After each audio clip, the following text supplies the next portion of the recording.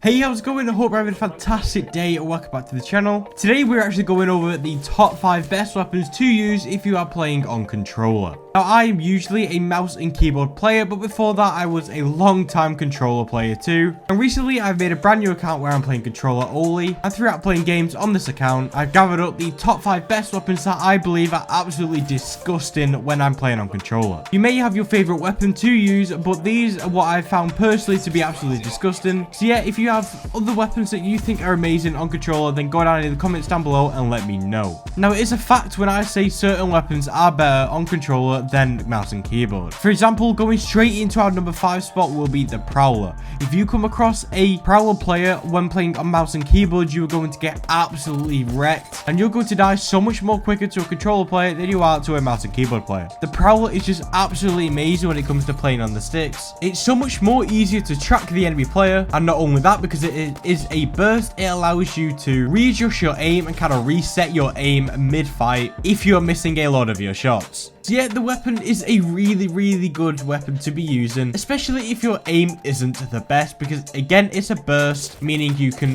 readjust your aim whenever you need to. But yet, when playing on mouse and keyboard, the Prowler was just okay, but playing on controller, this weapon is a go-to pickup. It's an absolutely insane weapon, it absolutely rips, the damage is insane, and the recoil is very easy to control when playing on controller. Now, those is what makes the Prowler very good on controller, but what makes the Prowler very good in general is the ammo type, along with some of the things I just mentioned, like the recoil and the damage and all that thing too. So if you didn't know, heavy ammo is up there with the most common ammo in the game, second to light ammo. So when using the Prowler, you are not going to be short of any ammo at all, unless RNG isn't on your side, that is. So yeah, just to recap, number 5 was the Prowler, and moving on to number 4, we now have the Alternator. Now, sticking with SMGs, because these seem to be what become an absolute beam when playing on the controller, the Alternator for me was above the R99. Now, there are a couple of reasons for this, and I'll explain now. The R99, yes, may kill people quicker because of the high fire rate, but the high fire rate can throw you off so much more than you may not have realized. Because the mag size on the R99 is just okay, but the fire rate is absolutely insane, it means that your ammo goes ridiculously quickly.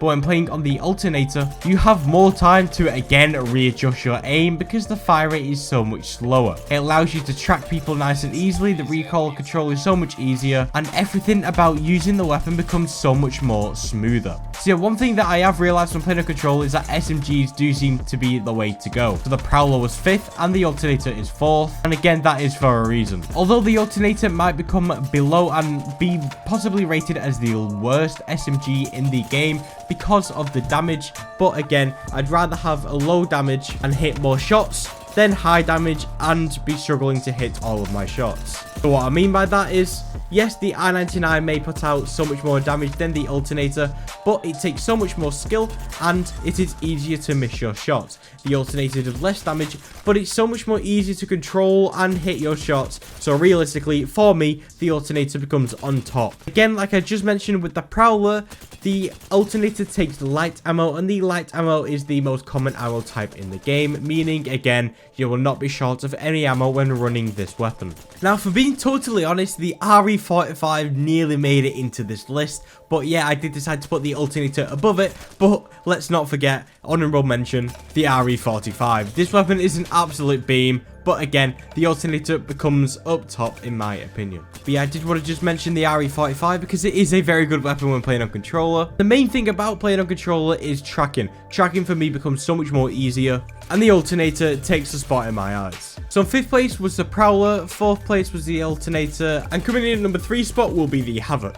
So at the start of the season, the Havoc actually got a little buff where the initial recoil was reduced. So meaning the weapon was so much more easier to control than ever before. Recoil control, from my personal experience, is so much more easier on mouse and keyboard than controller. So for me, this is what makes this weapon high on the list. So the weapon is so much more easier to control than ever before, and this weapon becomes an absolute beam because of it. Again, tracking is so much more easier, but it has the best of both worlds. The damage is insanely good, the fire rate is mediocre, so it's not insanely quick, and it's not too slow. And now, because the recoil has been improved. It is so much more easy to control. It has all good 3 things in one. So the Havoc takes 3rd spot for me because of all these reasons. And again, I'm going to list some of the reasons why in general terms, not because of mouse and keyboard and controller. The Havoc takes the energy ammo, which is the hardest ammo to find and the most rare ammo in the game. So when using this ammo, it may become hard to come across ammo frequently, unlike when you're using something like an R301,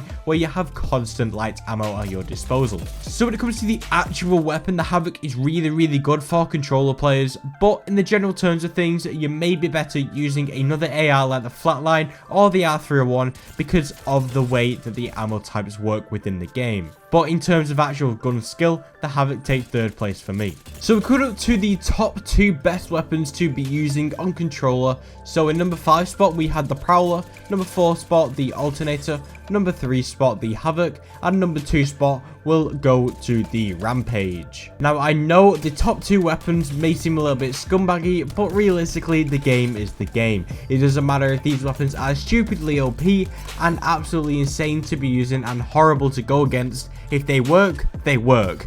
This is one thing about Apex. Yes, people may have a go at you for using weapons like the Rampage, but who cares? If you're trying to improve your stats, get more kills, get more wins, then you might as well be using these weapons because they will give you the most advantage out of any other weapon in the game. So yes, the 2nd spot goes to the Rampage for me today, and that is because of how insane this weapon actually is. The recoil control is stupidly easy to learn. The fire rate is pretty decent too. It's not fully auto like everything else. It's not bang, bang, bang, bang, bang, bang, bang, bang, bang, bang, bang. It's bang, bang, bang, bang, bang. Again, this is what I've been going over. Allows you to readjust your aim, all of these things, still putting out heavy damage too. And finally, let's not forget to talk about the ammo capacity, the actual mag size. The mag size on this weapon is stupidly insane, but even when you are missing shots, it doesn't really matter, because you're going to have so much more left in the clip. Now, the only thing about the Rampage is that the damage was taken down by 1 damage that it was last season, but that's really not that huge of a difference because this weapon is still insane.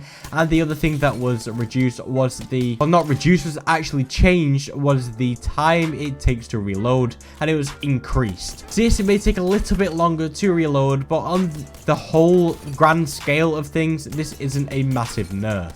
So the gun is absolutely insane to be using on controller. Tracking is insane, so when you are strafing left to right, it's going to be hard to miss your shots. And let's not forget to talk about when you ramp up the Rampage. Oh my god. Using this on keyboard and mouse is pretty decent. On controller, I don't know how it's not being removed from the game. It's absolutely insane how fast this thing shoots. Stupidly OP. Absolutely insane. So, yes, it may be, like I just said, stupidly OP, but if something is really good in the game, then you might as well abuse it and use it until it gets changed. Finally, going on to our final weapon now, we will be talking about the Spitfire. In the same sense of the Rampage, it kind of links. The only thing different from the Rampage and the Spitfire is the fire rate. Both of the damage was nerfed by 1, and both of the reload times were nerfed too. Again, the only thing that's different is the fire rate, and the fire rate on the Spitfire is so much more quicker than the fire rate on the Rampage. The mag size on the Spitfire is a whopping 50 if you have a purple or golden mag, which was reduced down from 55, so only 5 less bullets, and this thing is still insane. The Spitfire is absolutely amazing for abusing people out in the open. If people are running out in the open, then the Spitfire is the weapon to be using. It punishes people out in the open on their own, forces them back to cover, and that is only if they make it to the cover because of how ridiculously stupid OP this weapon is. So yes, with the top 2 spots, these weapons are absolutely, they're the same basically, just the Spitfire has a higher fire rate. Both of them are insane at recoil control, it's very easy to use. The damage is insane, and the ammo type are the same. It's pretty easy to find heavy ammo around the map. That's good cut today's video, guys. If you found this video helpful and or entertaining in any way, shape or form, then make sure you go down below and drop a like. And whilst you're down there, you might also subscribe to be entered into the next subscriber shout out.